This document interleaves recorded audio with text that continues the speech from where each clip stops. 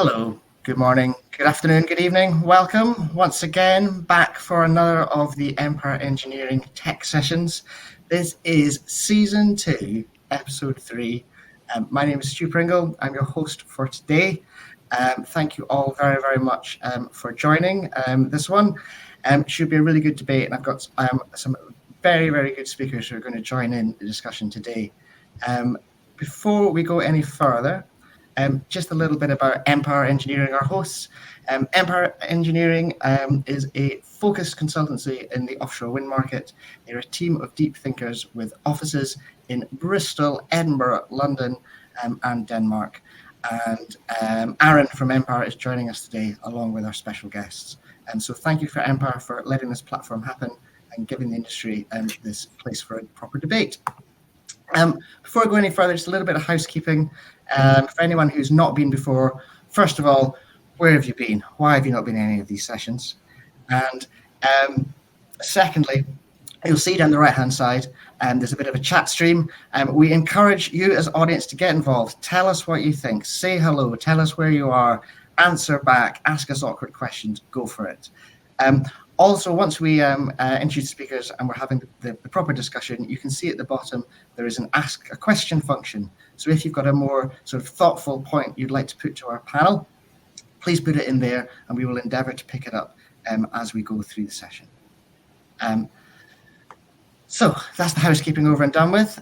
Just finally, before I introduce the speakers, I'd just like to say thank you to our sponsors, who are ITH Bolting and SIF.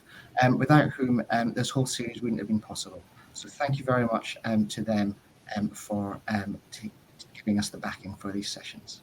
Now, I'm just going to stop the screen share and I will introduce today's speakers. Just bear with me if I can find the correct button. Where's the right button? There. I think I'm off screen share now. Right, so there's live. That's how it goes. So I'd like to introduce each of today's speakers. First of all, in my top left corner, we have Una from Mainstream. Would you like to say hello? Hi all, Una Brosnan from Mainstream, as you mentioned. I'm the head of strategy and offshore new markets. Wonderful. Thank you for joining us. And we have Will here, who is top middle in my screen today. Hi, good morning, good afternoon, everyone.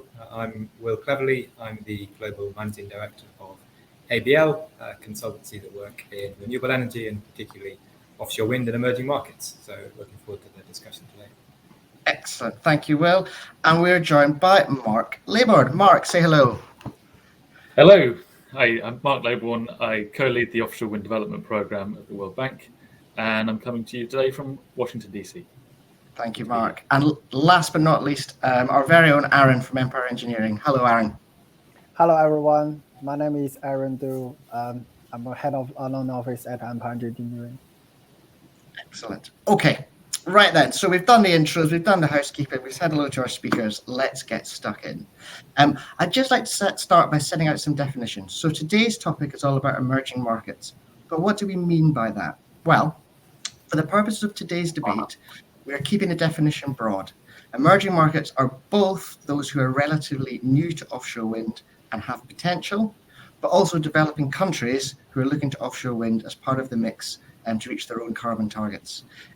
Decided to keep it broad because we think that both topics are interesting and merit debate, and both bring with them challenges from a technical and policy point of view. So let's start the discussion. A first question, I might start with Mark for this one. Mark, what areas of the world do you see as exciting for offshore wind right now? Good question, and a fun one to start with. So our program focuses on developing countries, so low and middle income economies. And there are 10 countries that we're working with at the moment. So for us, all of those 10 countries are exciting, but I'll focus on a couple. I think India would be the first on my list. It's been talked about for many, many years, but we're starting to see some movements in the potential offshore wind sector there. And this is really coming around what it's needing to do with its future energy mix. Energy demand is tripling there over the next 2 decades. they're going to need a terawatt of new generation in the next 20 years. About 450 gigawatts will come from renewables by 2030. But there's clearly a lot to do, because at the moment, at least half of their generation is coming from coal. They need to phase that out, and if they're going to meet their decarbonisation targets, and offshore wind could play a part of that. There's good potential in India, and there is a lack of space, despite the country being very large.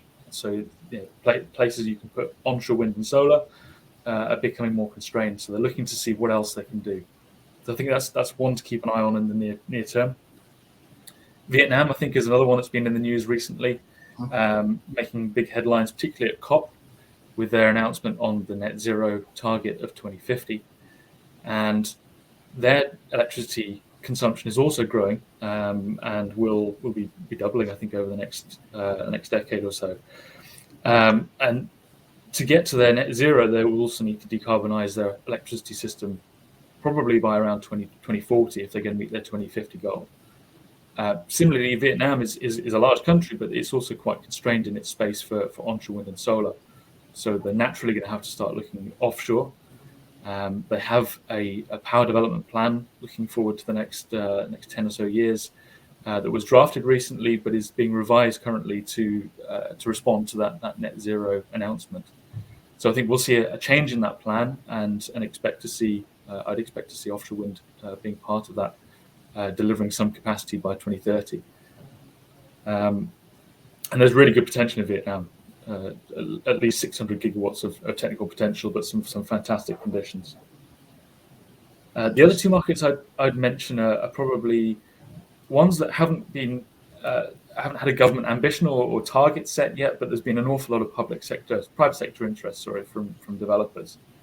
The first of those is Brazil, and we've seen at least 46 gigawatts of capacity enter into sort of early development stages and apply for these initial environmental licenses. So there's an awful lot of interest. The government's response at the moment is to draft a ministerial decree, which we'll see intended to see by the end of this year, which will set out the process for leasing and how companies will be able to go get exclusivity for seabed. But it's not clear yet as to what the ambition for offshore wind is, but it's likely the drivers there will be things like diversification of the electricity mix, bringing in economic benefits, green hydrogen has been mentioned, and I think also generation close to load, because a lot of their onshore wind is quite far from the load centres. And the final one I'd say is Philippines. Again, we've seen a lot of interest in the Philippines already. There's been over 16 gigawatts of projects that have either been leased or have applications for lease. And again, there's not been a government response to that yet, but we're supporting the Philippines government to assess their plans and develop a roadmap for how to deliver offshore wind.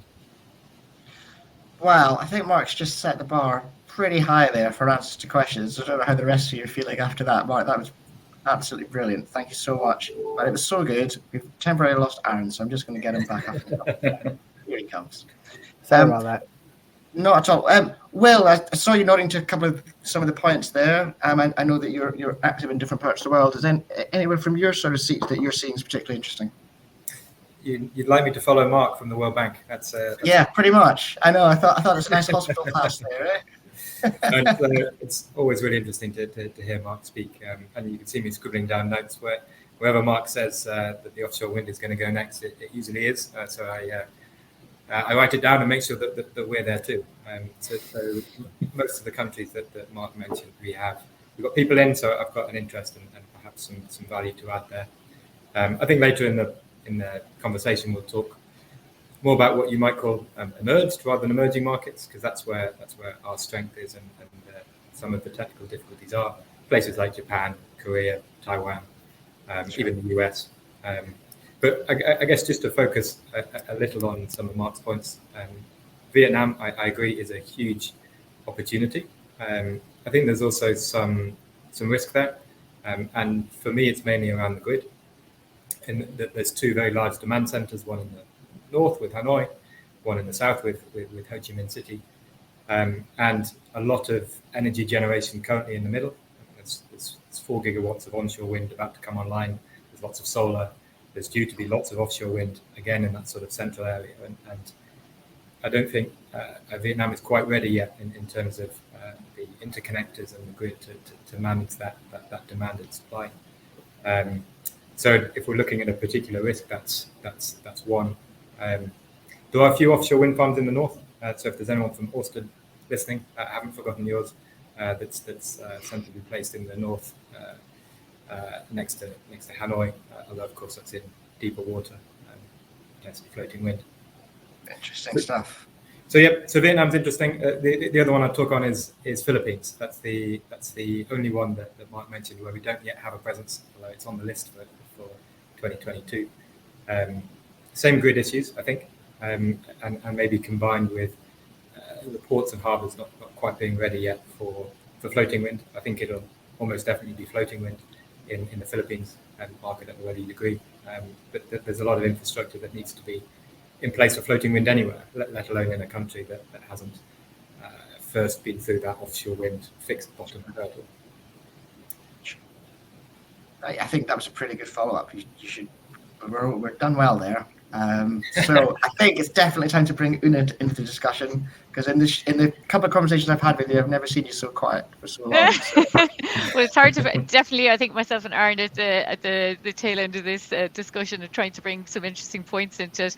I'm going to turn it a little bit and say within the market itself. I mean, emerging markets in itself for offshore wind are absolutely exciting at the minute. I mean, it's fantastic to see an explosion, and I suppose see how successful we have been to date, and it being finally recognised. But slightly a bit biased, but I'm going to go back to floating wind, and it's really exciting to see the emergence of that in itself as a sector, and I think that's bringing a lot of excitement to the market. A lot of challenges ahead. We need to commercialise, but I mean, all of the markets that Will and Mark mentioned there are going to be key for those. But let's not move too far afield from where we are in the UK. We've got exciting announcements due in Scotland, hopefully next year, and equally then in the Celtic Sea and wider in some European countries as well, which in themselves are emerging.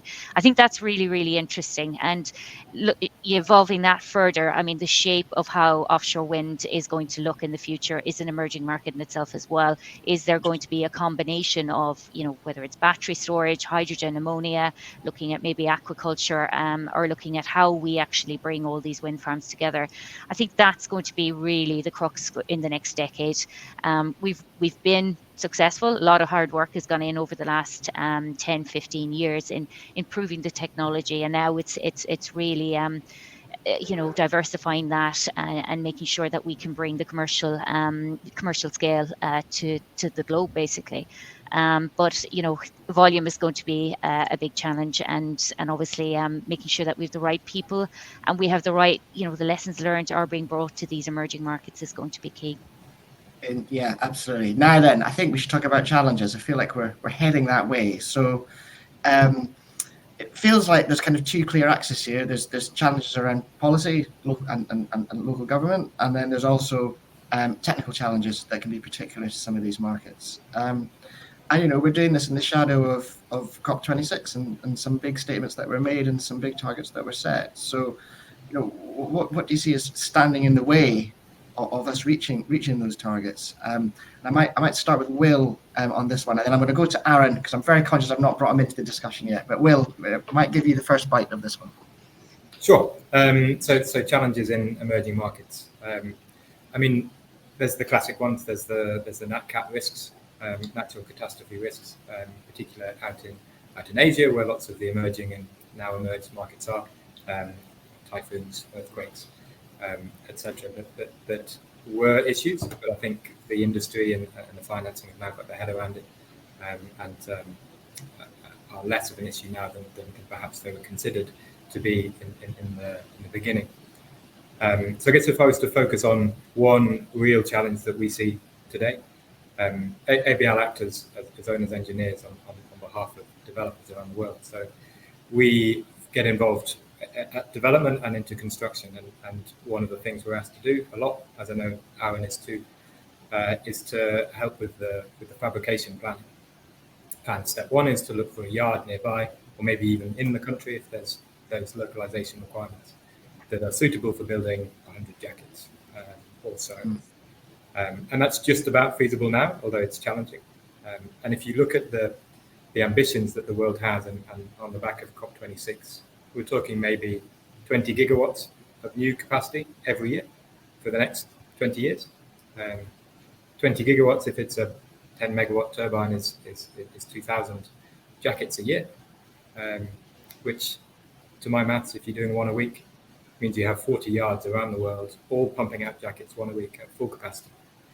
And I know, and Aaron knows, and Una knows, and Mark knows, I'm sure, that there aren't 40 yards ready to do that. There's not many at all. And bringing on new yards or converting yards that aren't used to sealed production into sealed production itself has teething problems, and you can have issues with quality and health and safety and timing delays. And so I think if I was to pick one challenge, it's that bottleneck. It's how does the industry and the supply chain and the infrastructure step up almost overnight to be able to react to these very ambitious and very impressive targets that the world has set. Absolutely. That, I think, the clarity around that bottleneck and the fact that the problem hasn't yet been solved, it's looming, isn't it, really? Yeah. Is definitely one that needs tackled. Aaron, I've left you out so far and I'm feeling terrible, so I'd like to bring you into the discussion. What's your thoughts? Well, generally, I agree with what Will just said. The supply chain is a challenge, and I like to add on the technology challenges as well. So my experience of offshore wind emerging market is mainly focusing in China. In my last 2-3 years working in offshore wind, and almost most of the project I involved has some China element in there. But as you know, China offshore wind was it's only 10 years old. The first offshore wind farm was commissioned in 2010, and after 10 years of development, China has its own supply chain of offshore wind, fully, almost maturely developed. And another thing is, many people can see that China and Europe are the two largest offshore wind market, but the communication and overlaps between the two supply chains is not very obvious. But from my perspective, this communication can be enhanced in the next coming years. So I can give you a couple of examples. You see now the UK Sea Green project, the WTG foundations are fabricated in China. And Will's company, ABL, provided the first marine warranty survey services in China for offshore wind. So they are all good signals to show the communication between the emerging market and the developed market in Europe. But we can see from technology perspective, China still a few years behind Europe in terms of the design, structural optimization, fabrication, and also the whole supply chain development. So that's what I think for emerging market, and the communication and collaboration is important to help them to overcome the challenges in this area. Absolutely. And I know it's something that is sort of very close to your heart and you've been doing a lot of work on, and you see a lot of opportunity there. Yeah, very it's good. true. It's true. And also, yeah. So one more thing I add on the Will's point about the fabrication yard. As we can see, there are not many facilities available in Europe and the other part of the world. And but as the structure size is getting larger and large, the large foundations of fixed and floating is challenging. So because of the restrictions of the facilities in Europe, and more European developers is to see the potential Chinese fabricators can help them on the large European offshore wind projects. So this is another opportunity I can see the communication between the two supply chains in the near future. It's a really good point. Interesting. Okay. Mark, from the point of view of the World Bank, how do you sort of see that challenge landscape? I'd start with a bit of a shameless plug for our recent report. Go for it. Obviously, have to do it whilst I'm here. So we launched a report back in September, which is called the Key Factors report essentially for offshore wind, which looks at all these different elements that you need to go through for a government to deliver an offshore wind industry. And the countries that we work with typically don't have anything there to start with. They've got a blank slate of nothing there for offshore wind. I think the first step really is to understand the route to decarbonisation for that country and its commitments and how it's going to get to net zero. But then how does offshore wind fit into that and the wider sort of energy and industrial strategy? Then having a government policy and targets that set out that role and what we're going to do and when. And then having all of the processes, frameworks, regulations to deliver on those targets. So there's an awful lot of things for the government to do before they can even get to an auction or a tender or competition to start delivering offshore wind. I think one of the biggest challenges we will see in these sort of developing countries is affordability. Often governments will set the bar of, well, you've got to compete with coal at the very least, but you've also got to compete with onshore wind or solar. And typically offshore wind will come in at, certainly for the first project, will come in at possibly at a level that's maybe unaffordable or seemingly unaffordable for a developing country. So we're doing some work at the moment to look at how we can bring down the cost of those first projects, particularly using things like climate finance or concessional funding to bring down the cost of energy, to make them, that initial bar to entry lower and so they can progress. Going back to Will's point about quality, I think it's going to be really important to make sure that the quality is met as we're looking to bring down the costs and also bring in local content in these emerging markets. But some of these emerging markets have also got a really important place in bringing down the cost for other markets. And we've seen jackets and topsides being constructed in places like Vietnam and Indonesia at a much lower rate than we could see in maybe in Northern Europe or elsewhere. So I think there's another supply chain and economic benefit piece for them to consider there. And then I think some of the major differences we'll see with some of these emerging markets, developed countries, different risks around creditworthiness of off-takers. So people are actually buying the power. Can a developer and can a lender be comfortable with that utility buying the power at that agreed rate for 25 years? And do we need then guarantees to make sure that is going to be met and that people can lend money towards that? And that's something we've seen a little bit in some countries. There's been some experience in Taiwan as essentially an emerging market, but I think that problem will be much, much greater in other countries like the ones I mentioned earlier. Mm-hmm. Interesting stuff. Okay, Una, feel like I definitely need to bring you in to this one. Any kind of around those challenges, and I've got a question that's very much for you coming up next. Thank you. I suppose just to maybe tail off on the technical challenges. I mean, looking at the workforce in particular, I think there's a fantastic opportunity for some of the more mature markets to work with some of the with the developing markets and emerging markets there.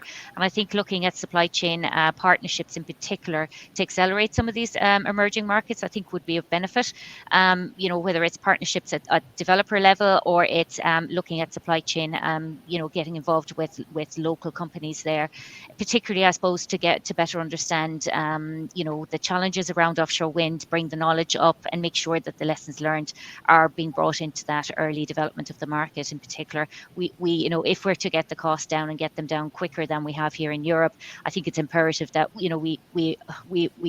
disclose basically where we tripped up basically, and make sure that we can help them over the challenges there. I mean, there's no it's not in anyone's interest that we see other markets fail, so we need to make sure that we are supporting with them, maybe a twinning arrangement at a government level to ensure that we can give them the best shot and get those costs down as soon as possible. On a policy and regulatory side, I mean, there's some really great work being done by GWEC in a number of the countries we've talked about to date, working groups, task force. I think these are imperative, making sure that they are talking at government level and providing that support in and guidance. They're not just hearing it from the supply chain who are keen to enter the market. Shaping that, having a robust policy and framework from the early onset is key to make sure you have that visibility on pipeline. You've got confidence that targets are going to be met, and making sure that the government is steadfast in their commitments in particular. And I think that's going to be it's a challenge, and making sure that you hold various governments over a decade or 2 decades to account. But I think the social impact now, and what we're seeing off the back of COP26 in particular, and the power of the people in particular influencing governments now, is quite strong. So I think that is working in our favor, but we need to make sure the right mechanisms are in place with the lobbying, or in the lobbying, and in making sure that we're realizing the right indicators within those policies to make sure that you are not tripping ourselves up in development phases or consenting phases. That's some awesome insight. Thank you so much. I think that really brings a Stuart, lot of attention to it. Well, go for it, my friend. Go on. Yes.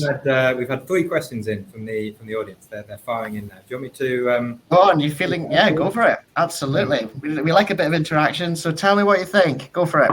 I'll pick one. I'll pick the easiest one, and then I'll leave the. Oh yeah, always. For the other guys. So we've had 3 questions. I'll pick the one that came in first, which was from our host Carl, and the question is, what's the key driver for first projects in emerging markets being more expensive? It's been a topic for today. I think the answer here, Carl, is just in terms of lessons learned from the supply chain. If you cast your mind back to early 2000s, offshore wind in the UK was £150 per megawatt hour. It was very expensive, and it's taken 10 years for it to get down to maybe a third of that level. And to expect emerging markets to go in off the bat, bam, and be the same price is unreasonable, although it is often asked of emerging markets. I think it will take a bit of time for supply chains to get up to speed, for lessons to be learned, for mistakes to be made, for ports and harbours and grid to be in place to be able to support such low numbers. So I guess that's my answer to that. I think if anyone else on the panel has anything to add on that one. That's brilliant. I think what's really clear is there's a heck of a lot of work to be done. That seems to be the underlying message to all of this. I don't think anyone's going to be short of work anytime soon. It's good for consultants like Empire and ABL, certainly. nice hit. Good. Okay, right. I'm going to change gears a bit. I'd like to bring things a bit closer to home and talk about Ireland. It's very, very close to established markets that we all know inside out. It's at a very different stage to what's happening in the North Sea. Una, here we go. What do you see happening there? I mean, the market is, it's an exciting market. I'm slightly biased again. It's my home market as such, but I'm very much Mainstream's HQ there. So obviously it plays on the heartstrings quite heavily. We've seen a lot of interest international level and local level in Ireland. The markets are, you've got some fantastic wind, particularly off the west coast, particularly geared towards floating wind. They're looking at potentially about 30 gigawatts of technical potential out there. You've seen a lot of movement on projects down the east coast, particularly around the Dublin area, and again down in the Celtic Sea and the southern waters for those not familiar. So a great opportunity there. Unfortunately, we are tripping up on a couple of barriers at the regulatory side. We're working off a foreshore license, which is 1933 origin at the minute, which is quite difficult. That takes you out to 12 nautical miles. The bill is going through the various houses, and going through amendments at the minute, and it's looking like it has a chance of coming out before Christmas, or else it'll be early Q1. I suppose where the challenges is the timeline, and challenges particularly for developers around understanding what that development timeline is going to look like. Making sure that we have robust interim measures is something a number of developers have been pushing on. Fortunately, until that maritime body, which is going to govern the new bill, is brought into place, which is probably going to take about 12 to 18 months, things like sea surveys outside of the 12 nautical mile barrier will not be able to be explored, which is quite disappointing. And I think that's something that will impact on the pipeline, to be fair. You are going to have a lag in projects to a certain degree. Developers are not going to be able to take forward a number of areas until that is unlocked. And I think this is a little bit of a shortfall in actually shaping the policy and regulatory side. You know, we are pushing heavily for interim measures. And coming back to my earlier point about having visibility on pipeline and having a clear run of you know, how you're going to develop a project, that's absolutely crucial when it comes to markets. And what I would say is taking the learnings from Ireland. I mean, you know, they're at a crucial point where they're examining some of the infrastructure, and they'll be looking at the ports, they'll be looking at supply chain. Supply chain will be looking at maybe investing in new technology, looking at vessels, or looking at maybe planes. And in particular, it's going to be very difficult for them to make that jump on investment and maybe convince some of their finances as well, because there isn't that clear route to market at the minute. I mean, we're hoping that these hurdles will be overcome at a political level very soon. You know, we are lobbying quite heavily, and that's we in the Royal We, number of developers are pushing this. But it is imperative that if we are going into emerging markets, that we get that right from the start. We have a robust mechanism. You know, you're using the tools which are fine-tuned internationally in mature markets, and bringing, you know, the best chance to your sector, and making sure that we're optimizing the best waters, and obviously applying the lessons learned, best practices from absolute the get-go. I think, you know, otherwise you are at risk of you know, having a higher cost for a longer period of time. So hopefully that covers a little bit of my views on Ireland. Definitely. Would anyone else like to make any comment on Ireland? Just to echo that, I guess I was in Ireland last week doing a bit of a tour with our Irish team, and it was great to see the enthusiasm and the interest and the excitement of the developers. But like Una mentioned there, it's sort of tinged with some frustration that there's all this opportunity, but it being delayed and slowed down and made more difficult due to processes that are outside the developer's control is hugely frustrating. As a geotechnical engineer who spent time offshore, I find it personally painful to know that you can't do a site investigation below 12 nautical miles. It's just the start of your project that you can't do, or if you do, maybe those results won't be accepted by the relevant authorities. So yeah, we've got our eyes on and fingers crossed for this new bill that it will make things a little clearer in Ireland. Very good. Okay, I'm just watching the clock, and we've got some really interesting stuff still to cover. So I'm going to move on from Ireland, folks. We're going to change direction totally. One of the things that we spend quite a lot of time in these tech sessions talking about is scale, but it's always about bigger, you know, bigger monopiles, bigger offshore wind farms, bolts, flanges, etc. However, I think what's really interesting when we're talking about emerging markets is that sometimes we're talking about very small scale developments. For example, it could be a small island nation. And I think delivering that or realizing that could be challenging from all angles. I'm just really keen to hear what the panel have to say about you know, how these smaller nations can fulfill their own targets by using offshore wind, or whether it's possible. I might start with Mark on this one. Sure, it's a really interesting opportunity, and understandably an opportunity that lots of people want to go and explore, particularly having a site visit and having a look around some of these small islands, because some of them are quite nice. Good, yeah, I'm sure very good at cameras. Yeah. A couple of the islands we've looked at recently are St. Lucia and Fiji, but unfortunately I didn't get the opportunity to travel there, but they're on the list. Both of those have got a relatively small electricity demand, but they've got really good offshore wind resources that would meet their demand many times over.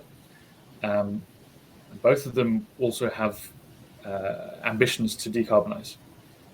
So they've got limited land, high electricity prices, this desire to decarbonize, and also the desire to get security of supply, because they're reliant on importing diesel for their own generation, which is volatile in price and volatile in supply, and puts them at risk. So we've got all these drivers to look at renewables and potentially offshore renewables, and that's high price of diesel, you know, can be 20 or 30 cents US cents a kilowatt hour, which straight away makes something like floating wind cost competitive. So it's an interesting opportunity.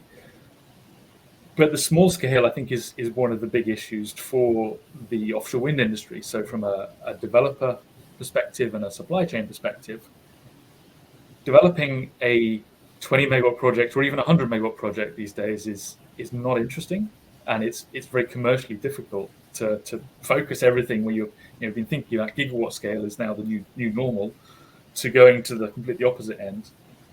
People don't really want to spend the time and energy doing that. So how do we get from this big scale? How do we get people to focus on that? Potentially, one of the ways to do that is to try and bundle it with another development somewhere else.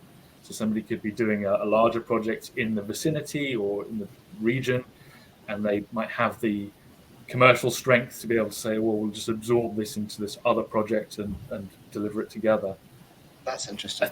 I think on the island side, I think it's actually the opposite. So it's actually the 20 megawatts or 100 megawatts is actually big. So from their perspective, they're used to little tiny diesel generators that are maybe 100 kilowatts, 300 kilowatts, or some small solar projects. To come in and say, right, we're going to do one project that maybe be 20% of your demand, is all of a sudden this really big challenge that they've got to deal with from a grid perspective, to how to integrate that onto the grid and manage what happens if one of those wind turbines goes down and you lose 20% of your power, to how you deal with the off-taker. And I mentioned earlier around credit worthiness of off-takers, and a tiny little off-taker utility that's got supplying its island with electricity doesn't necessarily have the financial strength to be able to guarantee buying that power. So how do we deal with that? So there's a lot of issues, but there are opportunities there too. Very good. Mark, again, thank you. This is absolutely brilliant points of view. Is anyone brave enough to follow up Mark's eloquent words? Any other views about the smaller nations and some of the consequences we might have? I'd like to add something, Stu, there. Just, I suppose it's a fantastic idea, and it's something we do need to it's a really important thing we need to look at, particularly just to make sure that we're supporting them from a just transition perspective. But I mean, there might be something, I suppose I'm thinking of the Caribbean in particular, looking at developing it from a regional perspective, not just a country perspective. But I mean, I think there's elements there that we need to get over the grid, whether it's interconnection there to try and give them a little bit more flex. It's going to need a lot of work. If we could interconnect, a grouping of these islands, perhaps, looking at security. Then, if a turbine did go down in one area, that it could be picked up and maybe covered by another area. Maybe coupling it then with the likes of hydrogen, ammonia, battery storage. I think grouping all the technology tools we have at hand, I think would be an interesting a mix there for them. I suppose the Caribbean then, from a supply chain perspective, as a developer, we wouldn't go in there solely, for one country. We would go in there for a regional type of approach, and looking then at maybe a larger country. Just using the Caribbean off the top of my head. I mean, emerging markets in Brazil, possibly Colombia. You could even look north up to the US. Could you deploy from there then? And the supply chain as such would come from there. But I mean, we would try and look to see how we would bring local benefit there as well from a jobs perspective. Maybe the optimized approach there would be from an O&M perspective, and maybe an R&D or something to that effect.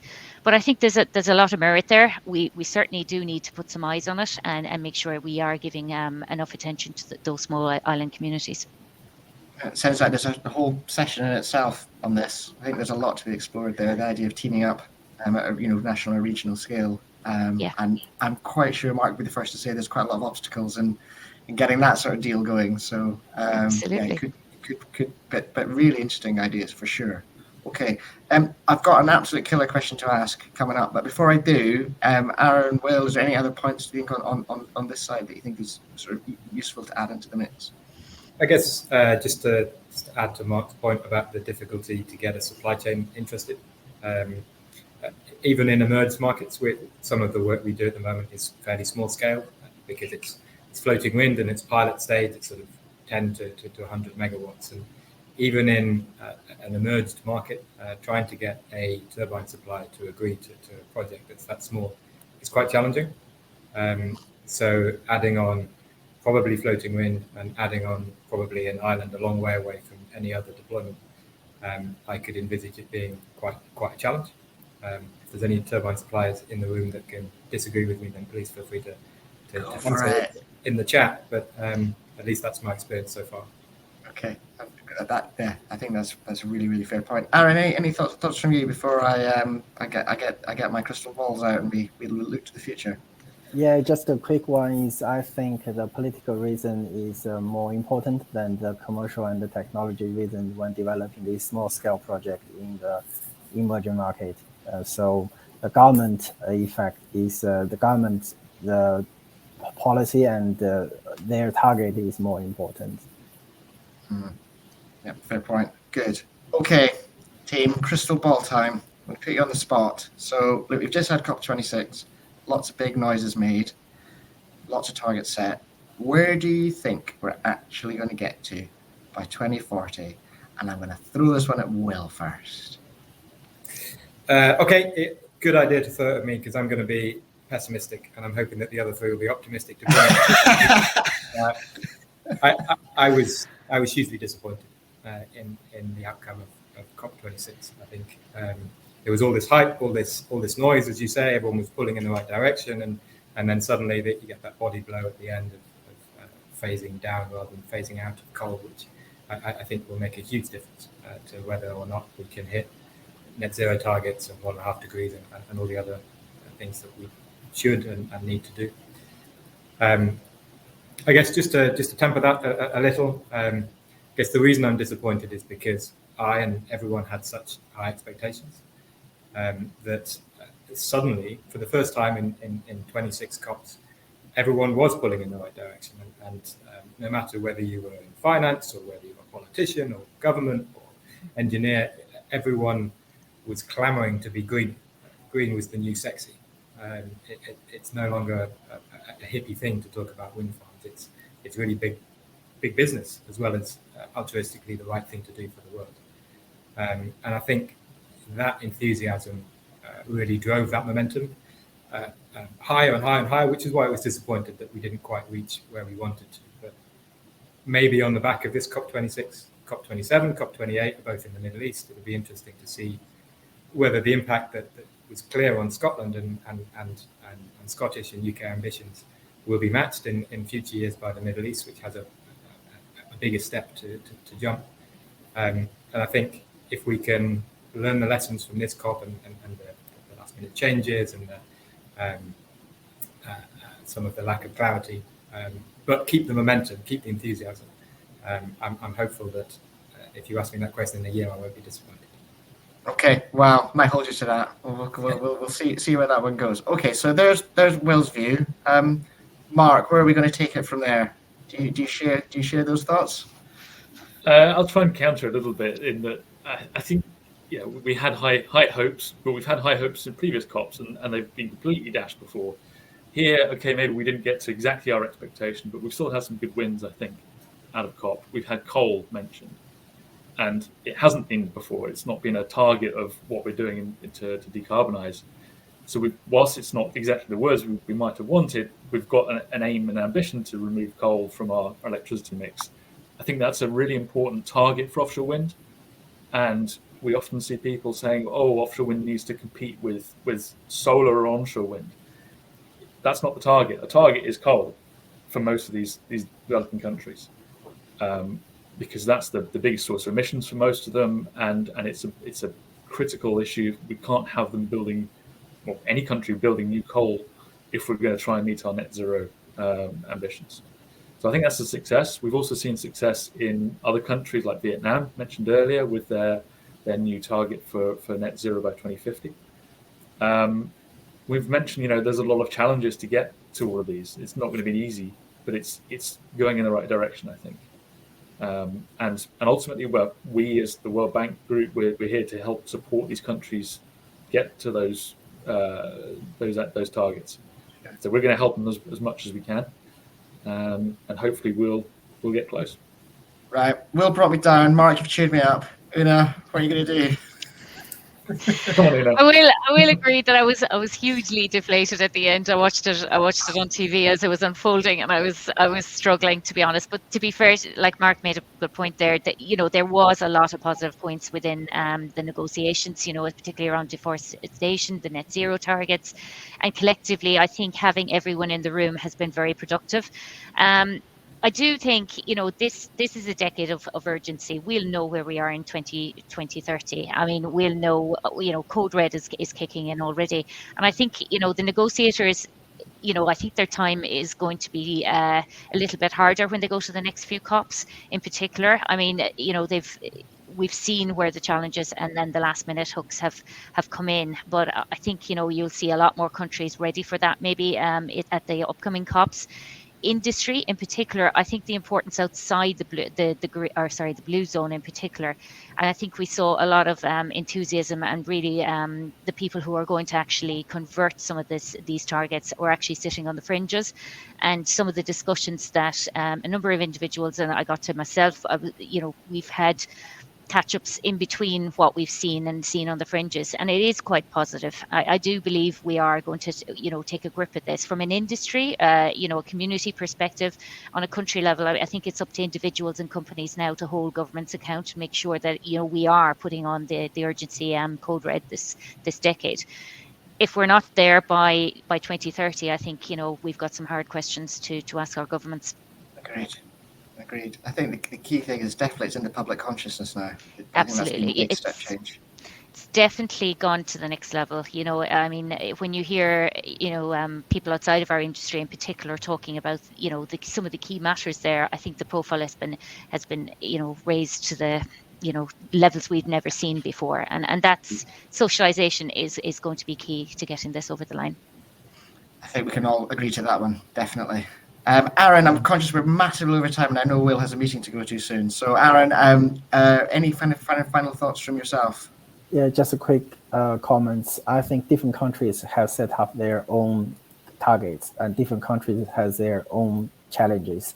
So some countries are doing better than others at the moment, but some countries are catching up in the future. So overall, I think the offshore wind market is a global market, and we need to help each other to achieve the target together. Absolutely. Agreed. And I think final word before I start bringing things to a close, it has to go to from the World Bank. Any final word? I cannot give it to Will because he's just going to put me back down in the dumps again. So, Mark, any final thoughts? Sort of to add on a positive note, I mean, we've IEA came out and said, and IRENA both come out and said 2,000 gigawatts by 2050 of offshore wind. We've got a long way to go. It's going to keep us all busy, and I think this is a really exciting and interesting industry. And emerging markets, if you look at all the developed markets, developed countries, emerging markets have got a really important role to play in getting to that 2,000 gigawatts. Yeah. So it's going to be a fun couple of decades ahead. Yeah, absolutely. Like I said earlier, I think everyone's going to have a lot of work to do, and it's going to be pretty varied, and we all kind of need to get going, really. Wonderful. Well, look, I'm conscious that we have gone way over our usual time, but the debate's been so good that I felt it was okay to let it run. Will, if you need to go now, absolutely no problem at all. Thank you very much for giving us your time. I just really finally just wanted to say thank you to all the audience who've taken part in this. This has been the last of the current series of tech sessions. We're going to give them a little bit of a rest now for at least a few months. Because we think actually the time is back that we can start doing some live events. So I'm pleased to say that Empire's very own Foundation X conference is coming back next year. And you can see it on the 10th of May in Bristol. And we have put the tickets live. You can buy a ticket right now. And in fact, I think the first 20 are a slightly reduced rate. So if you'd like to come along and meet some people and have some discussion face-to-face and maybe have a few beers and a bit of fun, it'd be lovely to see you in Bristol next year. Just want to say also thank you again to our sponsors who let the series happen. And I want to give an absolutely massive thank you to all of our speakers, especially Mark, who isn't even at work today and is taking time out of his holidays to have a chat with us, which I think is above and beyond the call. So to say thank you to all. Also thank you to Aaron, to Will and to Una. I think you all made some fantastic points. and it's been a really, really useful debate and something a little bit different from perhaps some of our usual discussions. So that just leaves me to wrap up. This is the last tech session of the series. I hope people have enjoyed it. If anyone wants to get in touch with myself, you can or do so through the Empire team, or get in touch with Empire. You can see the contact details there. And that just leaves me to say thank you, and we will be back at some point in the future. Thanks, everyone. Bye now. Take care. Thanks. Bye-bye. Thanks. Cheers. Bye-bye.